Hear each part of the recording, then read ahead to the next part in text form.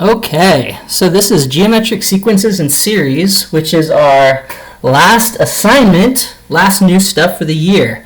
So minus any review that we're going to do this week, this is pretty much it. So this stuff will be on your final exam, so I recommend that you go through this assignment, make sure you know what you're doing. The last assignment that we did was on arithmetic sequences and series. This assignment is set up very, very similar to that assignment, where we're going to start with basically review from what you should know from SM1, and then we're going to move into more SM2 ideas. So starting out here, geometric sequences is an SM1 idea. We're going to review geometric sequences first, and then we're going to talk about geometric series, which is a little bit of a new idea. That's more SM2. Okay, so let's start off with geometric sequences. Okay, so a geometric sequence is when you have like a multiply pattern. Okay, so if we look at this example number 1 here, if you're looking for a common difference, this looks like, okay, from 3 to negative 9, we would have to subtract 6. But then from negative 9 to negative 27, that would be like a subtract 18. Right? And so you notice there's not a common difference here. There's not, like, if you're not subtracting the same thing or adding the same. There's a different kind of pattern here. And the pattern with geometric is a multiply pattern. Okay? So instead of thinking of adding or subtracting, think multiplication. Okay?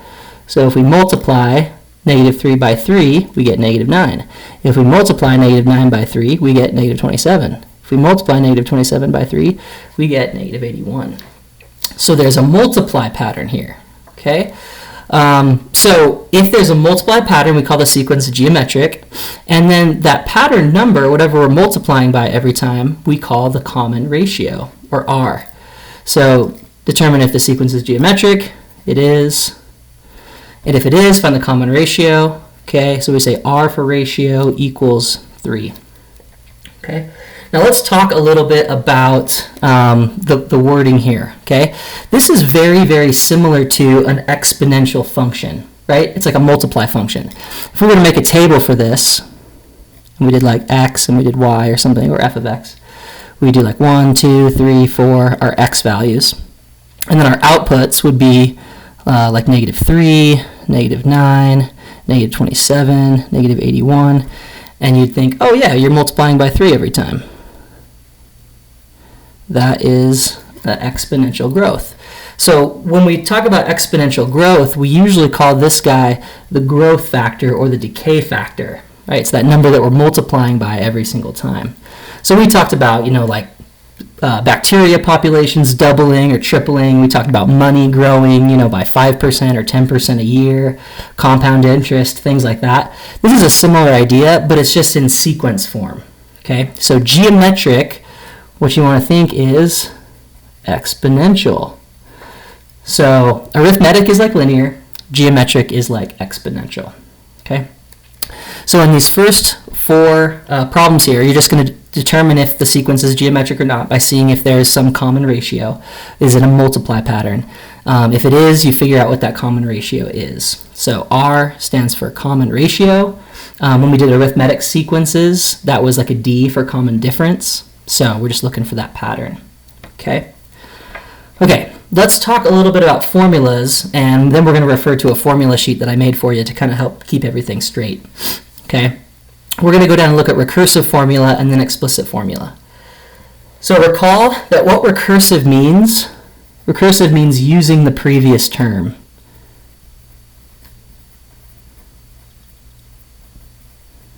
Okay?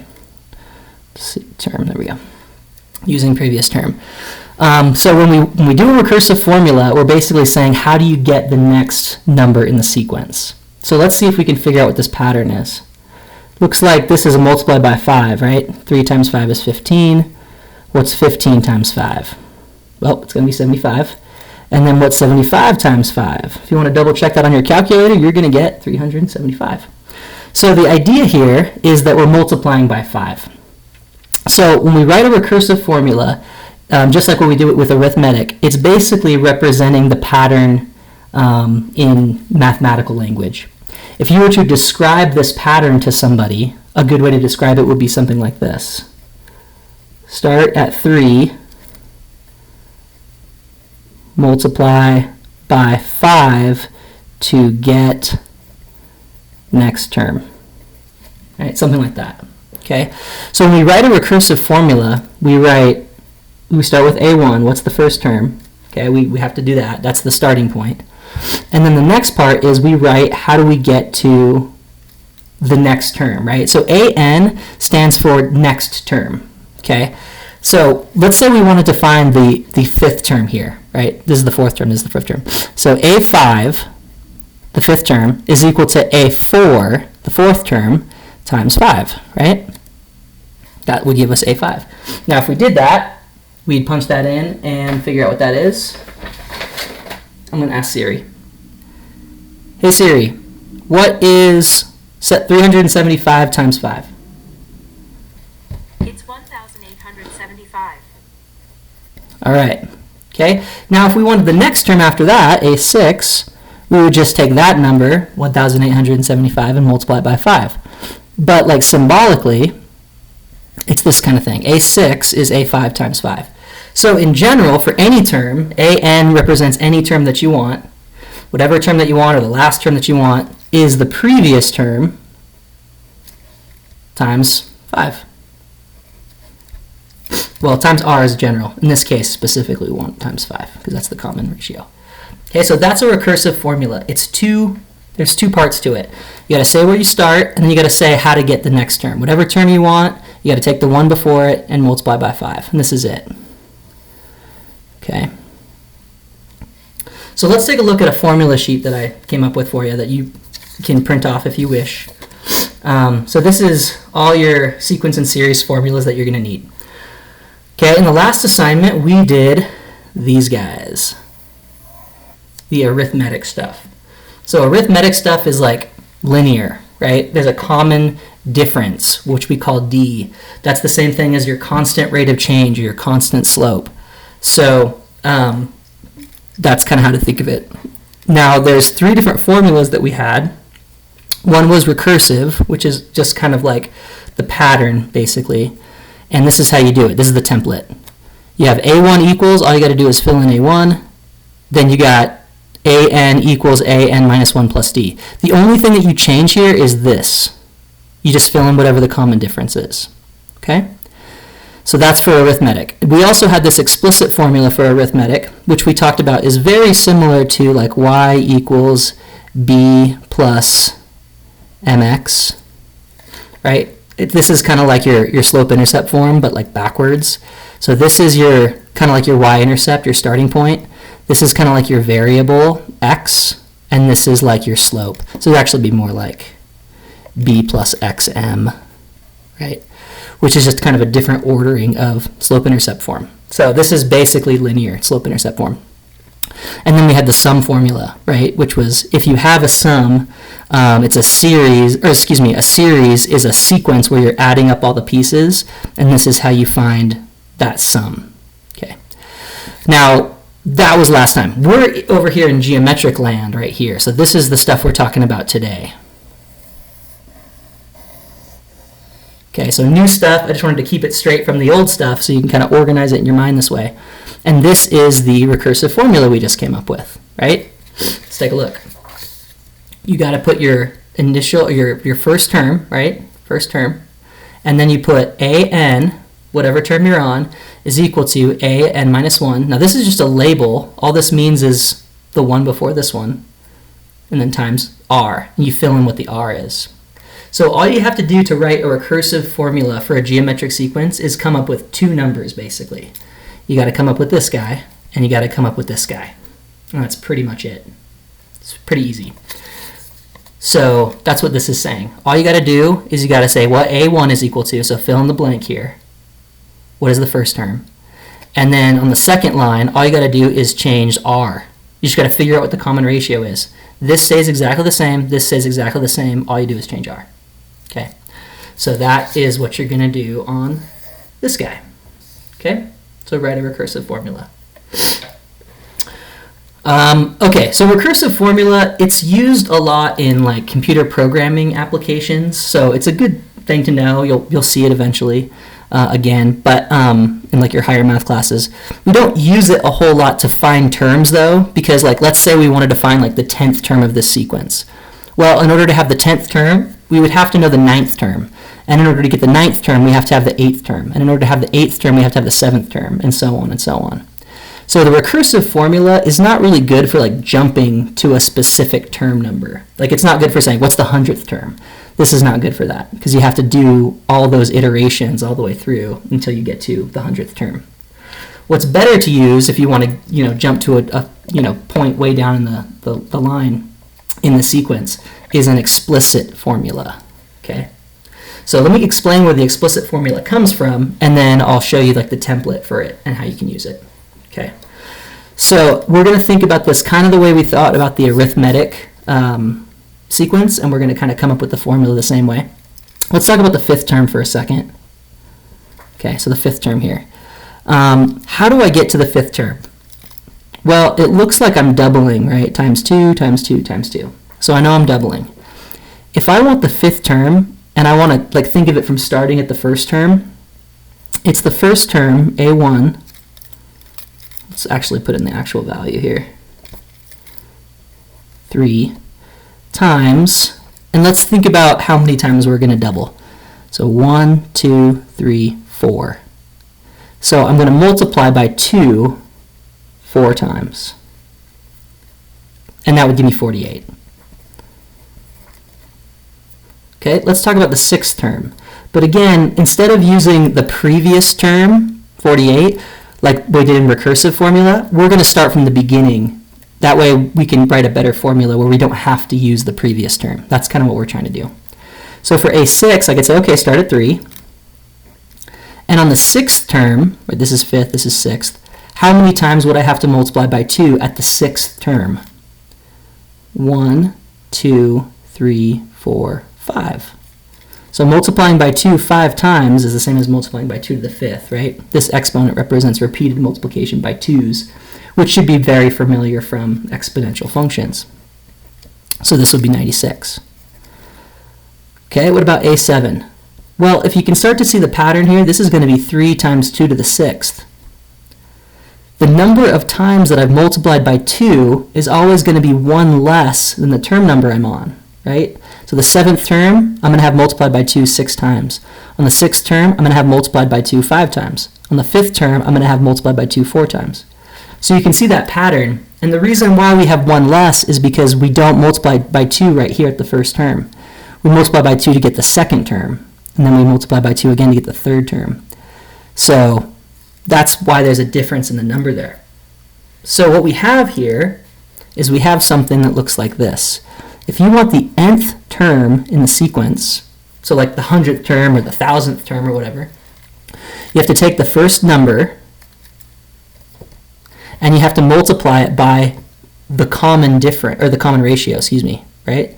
The first term is 3, the common ratio is 2, multiplying by 2. But if let's make this a little bit easier. Let's say this was 101. Well, that would have to be 3 times 2 to the 100th, right? So you see where this is going? So in general, if you just want any term in the sequence, then you're going to have to do 2 to the power of 1 less of whatever position you're on. So what's 1 less than n, or 1 before n? It would be n minus 1. Okay, so this is the explicit formula for this one. In general, what you're going to have is this guy. Okay, so for any geometric sequence, to get the formula for the nth term, you have the first term, A1, times r, which is the common ratio, to the power of n minus 1. And again, n minus 1 just represents 1 less than the term you're on. So for r's, it was 3 times 2 to the n minus 1. The first term was 3, the common ratio was 2, and then we had the power was n minus 1. So that's all you have to do. You have to find A1, you have to find r, and you just throw them in there. Okay. So we spent a little more time on this one because I wanted to, explain where that's coming from. But now that we have that, we can go a little bit faster. So let's do number 9. We know we need to have an equals a1 times r to the n minus 1. That's the template from our formula sheet that I just showed you. Okay, so what is a1? It's negative 2. What is r? What am I multiplying by? Times 3, times 3, times 3, right? Multiplying by 3 every time. So this is 3, which means my formula is a sub n, or a of n, or the nth term, is negative 2 times 3 to the n minus 1. Okay, what I want you to notice is this is really, really similar to when we talked about exponential functions, right? We had f of x equals a times b to the x, right? And if you remember, this was your initial value. This was your growth or decay factor. Similar, right? This is basically your initial value, except instead of being for 0, it's for 1, because on sequences we start at 1 instead of 0. So this is kind of like your initial value.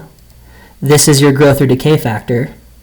And then this is your variable here. Instead of an x, it's an n minus 1. Again, the reason being is we don't start at 0, we start at 1 on sequences. So that's why that's a little bit off. So if you want to, back over here, we can kind of write something similar. So over here we talked about how this was very, very similar to slope-intercept form.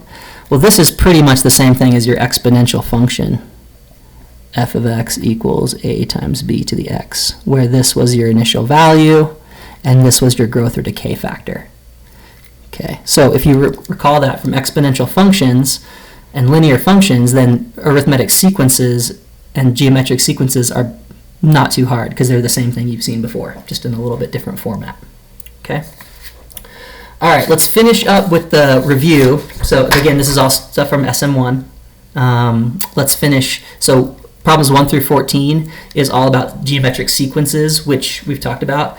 In the next section, we're going to get into actual what series are, which is similar. We talked about those with arithmetic series. Now we're going to talk about geometric. But again, before we do that, let's jump in here. Okay. So in this case, we want to find the term named in the problem. So in the previous 4 problems, we wrote an explicit formula that was for just generic, like the nth term, right? In this case, we're going to use the explicit formula to find a specific term, okay? So let's take a look at this guy. First thing we want to do is we want to find out what a1 is. First term is negative 1. Okay, let's find out what r is, the common ratio. So it looks like, notice the signs are changing every time. So negative 1 times what gives you positive 2? Well, that's multiplying by negative 2. 2 times what will give you a negative 4? Again, that's times by negative 2. Negative 4 times what will give you a positive 8? Times by negative 2. So we're multiplying by a negative number, and that's okay. You can have that. Our common ratio is negative. That's fine. Okay. So if we wanted the explicit formula for any term, we would say it's a1 times r to the n minus 1 power, right? Now in this case specifically, we need to do the 9th term. So instead of just leaving this as our answer and saying, okay, this is how you find any term. Well, I want a specific term. I want the 9th term. Oops. So a9 is equal to negative 1 times negative 2 to the 9 minus 1 power. Now you could write 9 minus 1 up here and then evaluate, but the idea is, you're going to have negative 2 to the 8th power because at the 9th position, you'll have multiplied by the common ratio 8 times. So that's kind of the idea. Now we got to kind of finish this up. Negative 2 to the 8th power is going to be positive because if you have an even number here, when you have a negative number multiplied by itself, an even number of times, you're going to get positive. So we got to figure out what 2 to the 8th is. I think it's 256, and then we'll multiply it by negative 1. Let's just double check. What is negative 2 to the 8th power?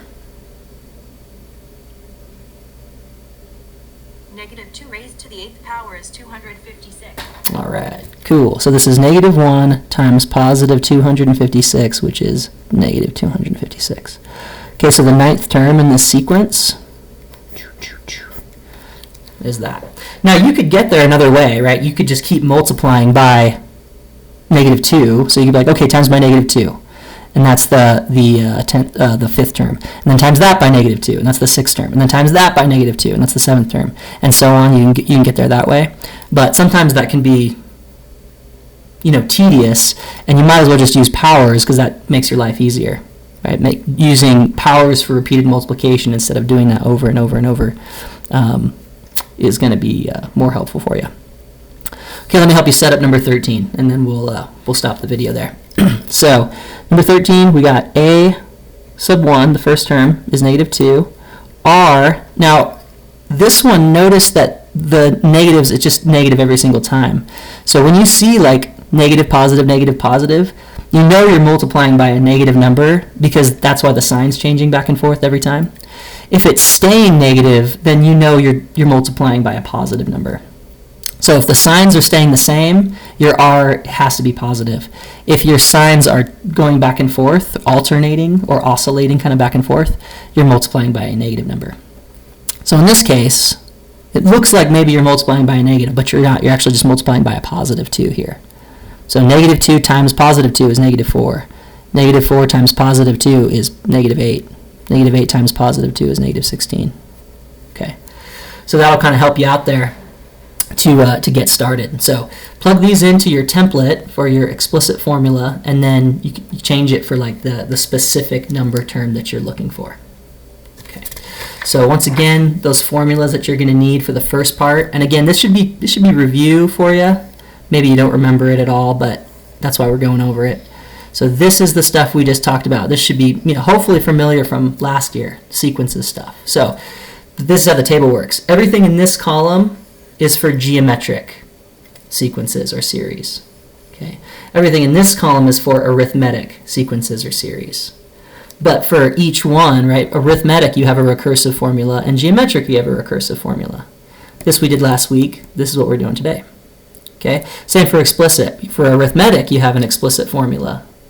But for geometric you have an explicit formula that gives you like the nth term. Okay. This is what we're using today. This is what we used last time. Okay, now in the next videos, we're going to talk more about series, because that's kind of the new stuff. We used this formula last time when we talked about arithmetic series. Today we're going to talk about geometric series and then infinite geometric series. So you can tune back in for those. Thanks for watching.